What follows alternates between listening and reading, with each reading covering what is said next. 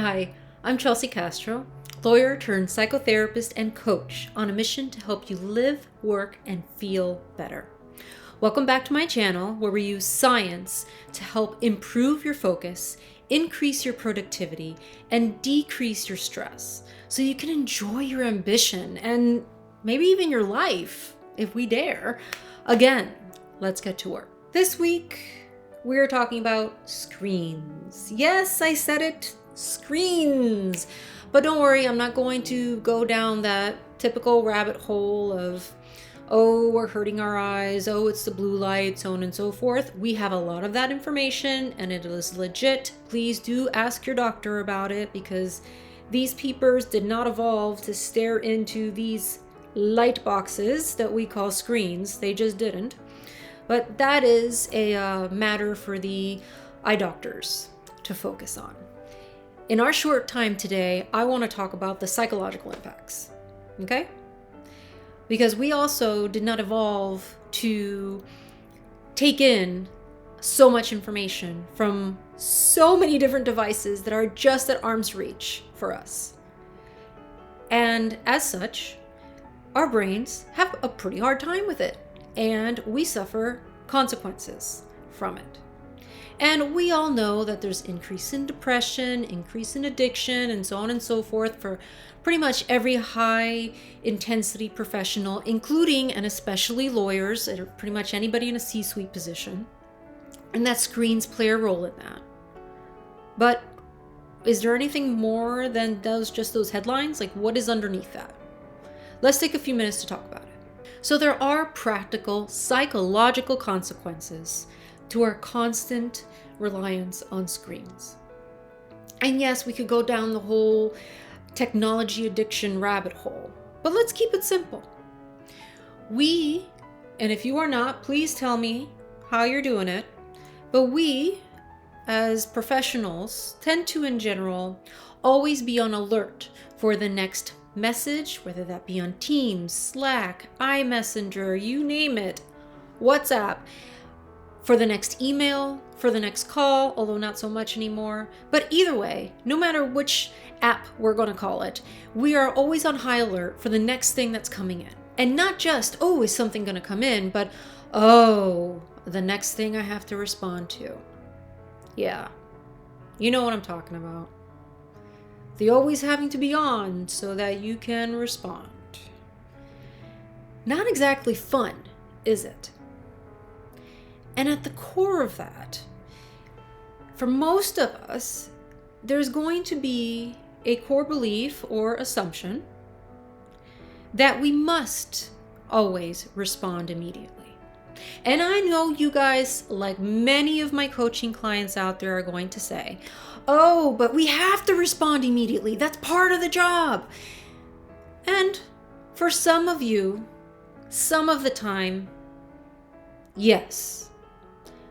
But how often do those urgent emergencies come through in a Teams message or text?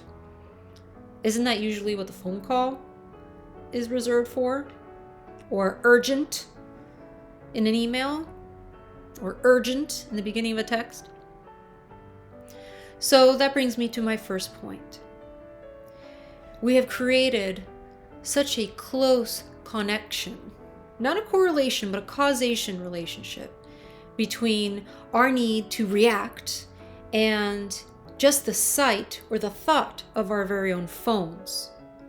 That being without our phones, and I don't mean losing your phone, I mean your phone being in the other room, or you just not sure where you placed it within the vicinity of like 800 square feet, elicits measurable symptoms of anxiety. And no, this is not an anxiety attack, but anxiety. And we all know, if you've looked at my earlier videos, or if you haven't, please go check them out. Anxiety is another word for stress, but it's also another word for our brain interpreting a threat. So that unavailability, no matter how temporary, of our phone, of our opportunity to react to whatever may or may not have come in, is our brain experiencing a threat. So essentially, we are in a constant, never-ending waiting game with our technology. We are feeling anxious when the phone is not in our physical sight line, our physical possession. We are checking our phones for texts, for emails, for updates, even when we don't have to. And I know some professionals who even are confident that their phone has vibrated and they have to check it, when in fact it's not. Nothing has happened on the phone, but they are so anticipating something all the time that they're imagining that it's actually happening. Has this been you? Does any of this sound familiar? I'm willing to bet it does. Yeah. So this constant anticipation of technological interaction, whether that be phone, text, email, FaceTime, whatever it is, it keeps us and our bodies in a constant state of fight or flight. And yes, ladies and gentlemen, that just means stress. It keeps us in a state of stress that we can barely get relief from. And that causes significant consequences, not just to our physiology, and of course medical doctors will attest to that, but to our cognitive capacities. Yes, and this means a decrease in focus, an increase in irritability, decrease in productivity, decrease in willpower, decrease in analytical thinking, impairment, all the way. And that's a problem for us as professionals, especially those of us as lawyers. So what do we do when we have these devices, be it tablet, cell phone, computer, that our work and social lives depend on, yet these very things are also kind of killing us softly and slowly from the inside out? What do you do? Well, there's some people out there that would say, well, go on a screen fast, no phone, no TV, no computer for a week, for a day. And you're like, yeah, well, okay, you do that. I'm not doing that. And so you never do anything, right? And nope, I am not here to tell you to do that. So let's stop right there. But let's still also give your brain an opportunity to at least test out whether its assumption that you must be on constant alert is actually valid. And I know logically you could tell me right here, as have many of my coaching clients, hey, you know what? Logically, I know that's not the case, but it feels like it. And that's all right. We can think one thing and feel another. We can hold both. So, given that we can hold both, it means we can also do difficult things. Here's our baby step recommendation. And this is all we're doing today. Baby step recommendation. Do a mini screen fast. Yep, that's right. Mini screen fast. It basically means you go for small periods of time without your phone in your hand or your pocket. And for many of the lawyers that I work with, all it is taking your phone and putting it across the room from you, but not in its usual holding spot somewhere on your desk or in your breast pocket or your back pocket. It needs to be away from arm's length.